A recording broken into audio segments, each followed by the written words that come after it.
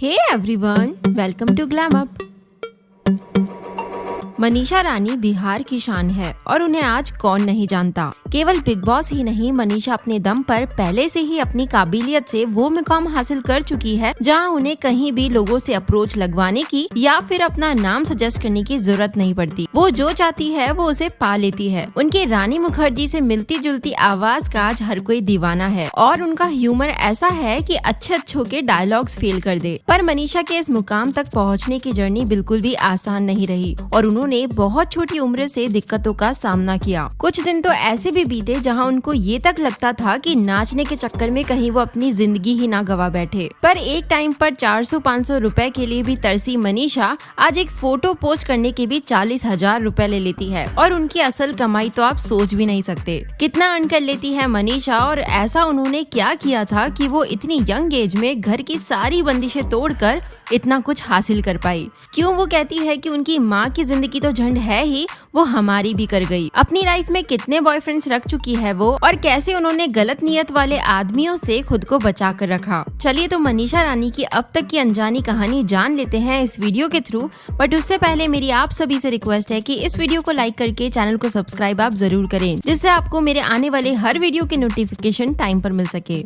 मनीषा रानी का जन्म 10 जून 1994 को मुंगेर बिहार की एक गरीब फैमिली में हुआ था और वो जॉइंट फैमिली में रहा करती थी जहां उनका घर काफी खुले एरिया में बना हुआ था। पर उनके फादर मनोज कुमार के मनीषा के अलावा 3 और बच्चे थे और उनकी सैलरी अब जाकर 15,000 रुपए महीना है। ऐसे में उनके लिए बच्चों की परवरिश करना काफी टफ रहा, क्योंकि मनीषा जब बस 5th क्लास में थी तभी उनकी माँ कुछ पर्सनल और कुछ फैमिली रीजंस की वजह से घर छोड़कर अपने मायके चली गई थी। मनीषा की फैमिली में उनके अलावा उनकी एक बहन है शारिका रानी और 2 भाई हैं, जिनमें से एक भाई का नाम रोहित राज है। मनीषा के फादर ने उनकी मां के छोड़कर चले जाने के बाद कभी दूसरी शादी नहीं की, क्योंकि उनका मानना था कि कोई दूसरी औरत उनके बच्चों को वो प्यार नहीं दे पाएगी। इसलिए उन्होंने अकेले ही अपने 4 बच्चों की परवरिश की। उनकी मां के चले जाने के बाद मनीषा और उनकी सिस्टर ने काफी कम उम्र से अपने घर का सारा काम संभाला। इनफैक्ट जब भी उनके गवर्नमेंट स्कूल में कोई फंक्शंस होते थे तो दूसरे बच्चे एंजॉय करने के प्लान्स बनाते थे। बट मनीषा और उनकी सिस्टर के दिमाग में सिर्फ खाना बनाना, झाड़ू पोछा, बर्तन यही सब चलता था। यानी बहुत टफ बचपन रहा उनका और उनके दोनों भाई बहनों का।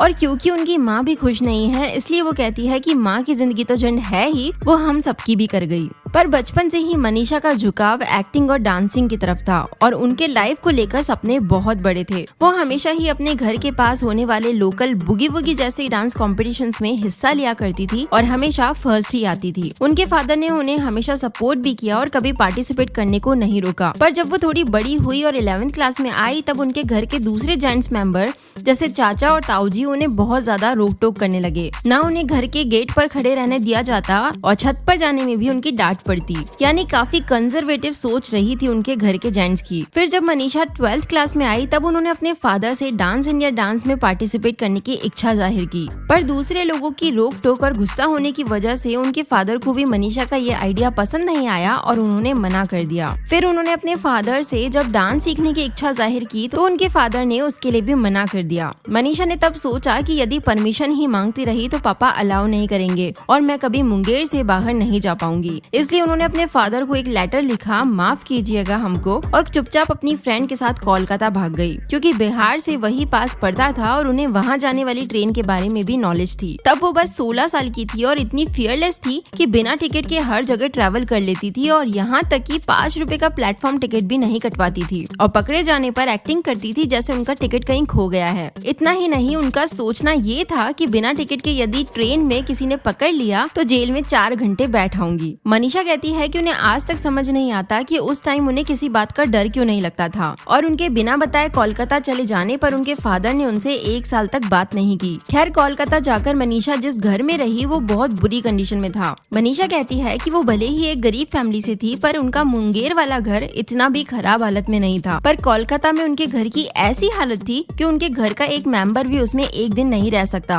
और उस घर में इतने मच्छर थे कि बाथरूम में भी मॉर्टिन लेकर उन्हें जाना पड़ता था। खैर, वहाँ जाकर उन्होंने बहुत काम ढूंढा जिससे वो किसी बड़े कोरियोग्राफर से डांस सीख सके, पर सबकी फीस वहाँ बहुत ज्यादा थी। तब उन्होंने कोलकाता में कुछ दिन वेट्रेस की जॉब की तो कभी बैकग्राउंड डांसर की। जब एक बार उनके पास रेंट भरने के भी रुपए नहीं बचे तब उन्हें मोंटी नाम के एक लड़के ने बिहार के एक छोटे से गाँव में डांस का ऑफर दिया जो उनके घर मुंगेर से 2 घंटे की दूरी पर था। मनीषा ने जब देखा कि वहाँ सब रिवीलिंग कपड़ों में आदमियों के सामने रात में डांस कर रहे हैं तो उन्होंने वहाँ डांस करने से मना कर दिया और उन्हें ये भी घबराहट थी कि उनके घर का कोई मेंबर उन्हें वहाँ ना देख ले। उसके बाद उन्हें एक दूसरी जगह 10 दिन तक डांस करना था, पर वहाँ क्योंकि औरतें और बच्चे भी थे इसलिए उन्होंने वहाँ डांस करने को हाँ बोल दिया क्योंकि उन्हें पैसे भी चाहिए थे। मनीषा बताती है कि उन्होंने इतनी गरीबी पहले कभी नहीं देखी थी क्योंकि वो जहाँ इस बार गई थी वहाँ का माहौल इतना खराब था और छोटे छोटे मिट्टी के मकान थे और बाथरूम में भी गेट की जगह साड़ी के पर्दे लगे रहते थे और वहाँ छेद में से लड़के झांका करते थे। इतना ही नहीं, लड़के उन्हें डांस करते टाइम गंदी नजरों से देखते,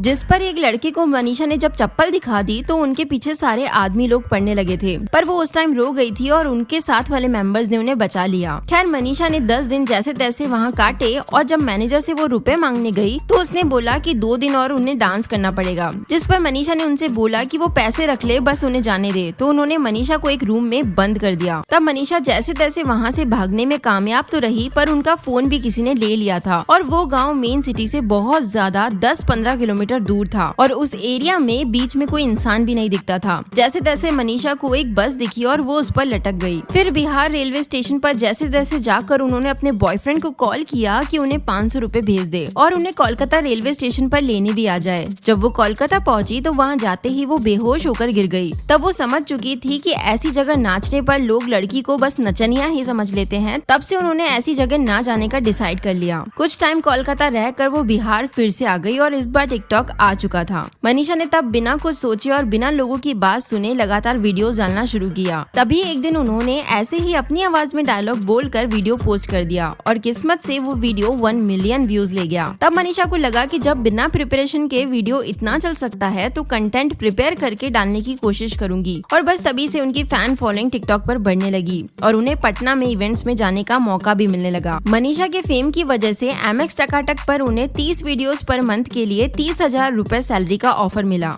मनीषा को लगा कि ये 30 वीडियो की बात कर रहे हैं, मैं तो 60 वीडियो बनाकर दे दूं, कोई 30,000 रुपए दे दे तो। बाद में उन्हें जिली ऐप से 3 लाख रुपए महीना का ऑफर आया और तब तो जैसे उनकी किस्मत ही बदल गई। उनके वीडियोस की रीच इतनी ज्यादा थी कि NTV के शो गुड़िया हमारी सभी पे बारी पर उन्हें रोल करने का ऑफर मिला और मुंबई उन्हें लुक टेस्ट के लिए बुलाया गया और सेलेक्ट कर लिया गया और मनीषा ने उसमें 2 साल तक काम भी किया। ये उनका पहला टीवी शो था। मनीषा को लोग भी कहते थे और उन्हें भी तब लगने लगा था कि वो बिग बॉस के लिए बनी है, पर जब तक वो लोगों से अप्रोच लगवाती रही उन्हें काफी फायदा उठाने वाले लोग मिलते रहे जो उन्हें होटल रूम में बुलाया करते थे, पर मनीषा उनसे कभी मिलने नहीं गई। पर उन्होंने 1-2 बार ठोकर खाकर ही सीख लिया था कि भले ही बिग बॉस में जाने में 5 साल लग जाएं, पर जाऊंगी तो अपनी मेहनत से ही। और वो मानती है कि जब तक वो जमकर मेहनत ना करे तब तक भगवान उन्हें नहीं देते, पर मेहनत करते ही उन पर मेहरबान हो जाते हैं। और लकीली उनकी मेहनत रंग लाई और बिग बॉस OTT 2 का ऑफर उन्हें आगे से मिला और अब वो इस शो में धमाल मचा रही है। मनीषा को साल 2022 में रेडियो अड्डा एक्सीलेंस अवार्ड्स का best influencer and entertainer award और उसके अलावा S influencer and business award भी मिल चुका है। मनीषा अब तक अपनी लाइफ में 14-15 लोगों को डेट कर चुकी है और वो 2 सीरियस रिलेशनशिप में भी रह चुकी है। उनका लास्ट बॉयफ्रेंड बिहार से था और अभी दुबई में एक बिजनेसमैन है, पर उनका ब्रेकअप उनसे इसलिए हुआ क्योंकि वो मनीषा को रिवीलिंग कपड़े नहीं पहनने देना चाहता था। मनीषा आज इतना पैसा कमा चुकी है कि वो चाहे तो कार और बड़ा बंगला बना सकती है, पर वो कहती है कि उन्हें खुशी खुद के लिए जीने में नहीं बल्कि अपने पापा, भाई बहन और फैमिली के लिए जीने में मिलती है। क्योंकि जहां उन्हें आज एक इंस्टाग्राम स्टोरी लगाने के 40,000 रुपए मिल जाते हैं, वहीं उनके पापा मुश्किल से 15,000 रुपए महीना कमा पाते हैं। इसलिए उनका फोकस फिलहाल अपनी फैमिली के सपने पूरे करने पर है। मनीषा की नेटवर्थ करोड़ों रुपए है और वो बिग बॉस से भी करोड़ों में रुपए ले रही है। अब आप खुद अंदाजा लगाकर ये बताइए कि मनीषा की पर ईयर कमाई कितनी होती होगी और आपको उनकी एक्टिंग पसंद है या डांस या फिर ह्यूमर। अपना ये ओपिनियन भी कमेंट जरूर करिए कि क्या मनीषा ही इस साल बिग बॉस OTT की विनर रहेंगी या फिर कोई और। इस वीडियो के एंड तक बने रहने के लिए थैंक यू। मैं फिर आऊंगी जल्दी ही एक नए वीडियो के साथ। Till then stay connected, be happy.